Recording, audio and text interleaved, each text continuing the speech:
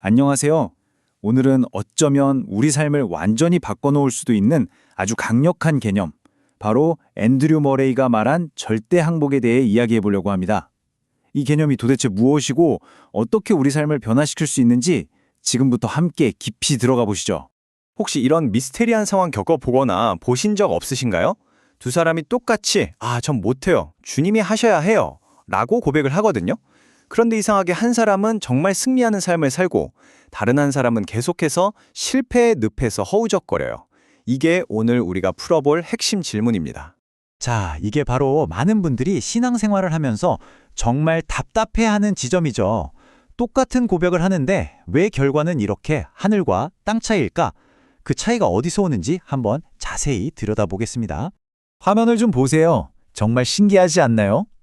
사용하는 단어는 똑같습니다. 둘 다 주님이 하셔야 합니다. 라고 말하죠.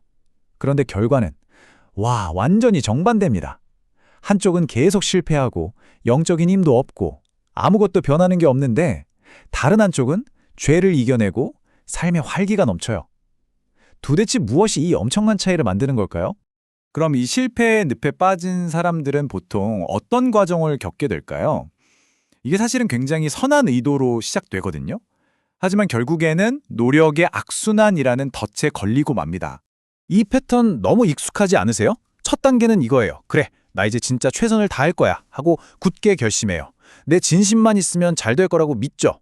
그런데 예기치 못한 곳에서 툭 죄에 넘어집니다. 그럼 어떻게 하죠?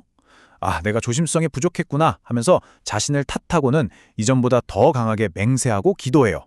근데 결과는요? 더 깊은 실패의 나락으로 떨어지는 거죠. 결국 기쁨도 승리도 없는 비참한 신앙생활만 남게 되는 겁니다. 이런 상황에 처하면 딱 이 말이 떠오르죠. 오호라, 나는 곤고한 사람이로다. 정말 가슴을 치는 탄식입니다. 그런데요, 이게 끝이 아니에요.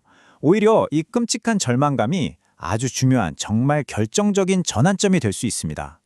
새로운 시작의 신호탄인 셈이죠. 그러니까 진짜 문제는 노력이 부족해서가 아니었던 거예요. 문제는 우리가 믿고 의지하는 대상이 잘못됐다는 거죠. 바로 나 자신이라는 잘못된 대상을 굳게 믿고 있었던 겁니다. 하나님만이 하실 수 있는 일을 내 힘으로 해보려고 했던 거죠. 자, 그럼 더 열심히가 답이 아니라면 대체 뭐가 답일까요? 이제부터가 진짜입니다. 패러다임을 완전히 바꾸는 전환점으로 넘어가 보겠습니다. 해답은 전혀 다른 곳에 있었어요. 진정한 해결책은요, 더 꽉 쥐는 게 아니었어요. 오히려 정반대입니다. 완전히 모든 걸 그냥 내려놓는 거예요. 자기 노력에서 완전한 신뢰로 옮겨가는 것. 이게 핵심입니다. 앤드류 모레이는 이걸 절대 항복이라고 불렀어요. 이게 뭐냐면 내가 뭔가 대단한 존재가 되려는 시도를 멈추고 하나님이 내 안에서 모든 것이 되시도록 그냥 나를 내어드리는 거예요. 내 노력을 딱 멈추는 순간 바로 그때부터 하나님이 일하시기 시작하는 거죠. 이 개념이 존 버니언의 철로 역정에 기가 막히게 표현되어 있습니다. 주인공이 의심의 성이라는 감옥에 갇혀서 절망이라는 거인한테 시달리거든요. 뭘 해도 빠져나갈 수가 없어요. 그런데 문득 깨닫죠? 나한테 열쇠가 있었지? 그 열쇠 이름이 바로 약속이었습니다. 자신의 힘이 아니라 이미 가지고 있던 그 약속이라는 열쇠로 모든 문을 열고 자유를 찾게 됩니다. 자, 이제 우리는 약속이라는 열쇠를 손에 쥐었습니다. 그럼 이 새로운 현실, 이 새로운 삶은 어떤 모습일까요? 이걸 이해하려면 우리가 정말 자주 헷갈리는 두 가지를 명확하게 구분해야만 합니다. 그게 뭐냐면 바로 일과 열매를 혼동하지 않는 겁니다. 많은 신실한 분들이 하나님을 위해 뭔가를 하는 것, 즉 일에 집중해요. 그런데 사실 하나님이 우리에게 원하시는 건 우리가 하는 일이 아니라 우리를 통해 맺히는 열매입니다. 이 둘은 근본적으로 달라요. 이 차이를 보세요. 정말 중요합니다. 일은 내가 그리스도를 위해서 하는 내 활동, 내 노력이에요. 반면에 열매는 내 안에 사시는 그리스도의 생명 그 자체가 밖으로 드러나는 거죠. 하나는 내 힘으로 하는 거고 다른 하나는 그분의 임재로부터 그냥 흘러나오는 겁니다. 그러니까 연결이 끊겨도 일은 어떻게든 할 수 있지만 열매는 연결 없이는 절대로 불가능한 거죠.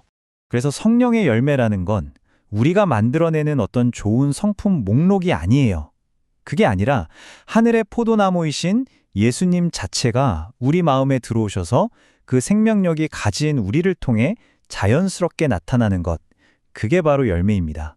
그렇다면 이 신적인 생명, 이 열매가 내 안에서 정말 맺히고 있다는 가장 확실한 증거는 뭘까요? 여러 가지가 있겠지만 가장 강력하고 분명한 증거가 있습니다.